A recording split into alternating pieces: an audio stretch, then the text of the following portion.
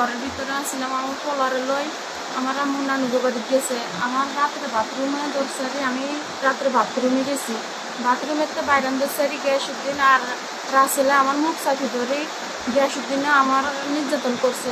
আর রাসেলে সামনের থেকে আমার ভিডিও করছে, ভিডিও করি যখন গ্যাসুদ্দিনের নির্যাতন শেষ তখন রাসেলে আবার আমার নির্যাতন করেন দরসারি। আমি ঝাপটা মারি, আমি ঘরের ভিতরে চলে যাই, আমার ঘরের দুয়ার দ্বারা খেতেছি, আমি ঘরের দুয়ার দ্বারা খেতেছি। এখন আমি মান সম্মান দিক দিকে আমি তেপুরি কিছু বলি নাই আর কিছু করি নাই।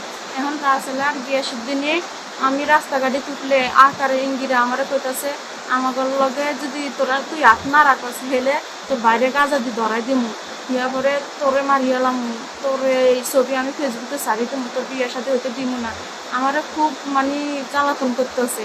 এখন আমি এটা বিশ্বাস চাই, আমি তো এতদিন মানে যুগ করিয়াছিলাম, আমি মান সম্মান দিক দিকে দেখি ইয়া পরে হ্যাঁ মেলা দ্বারা দল করে হ্যাঁ নেতা ফেতা আমার গলাত বগি তৈরব, আমার মারিয়া লাগবো, এই হুমকি দিতেছে। এতদিনে আমি কিছু কই নাই।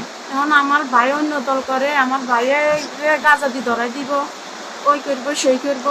এখন আমি কি করবো? এখন আমার এখন এখন আমি আইনের আশ্রয় চাই, আমি এখন বিচার চাই। চাতরা ইউনিয়নে ঝুটু নামক একজন ব্যক্তি অভিযোগ করে যে তার ছোট বোন নিজ বাড়িতে থেকে বাথরুমে যাওয়ার পথে গিয়াস নামক একজন ব্যক্তি মুখ চেপে ধরে ধর্ষণ করে এবং তাকে সহযোগিতা করা হচ্ছে রাসেল নামক একজন ব্যক্তি। সংবাদের ভিত্তিতে আমরা একটা মামলা রুজু করেছি এবং উক্ত গিয়াস এবং রাসেলকে গ্রেফতার এবং মামলা তদন্ত করার জন্য আমরা কাজ করছি।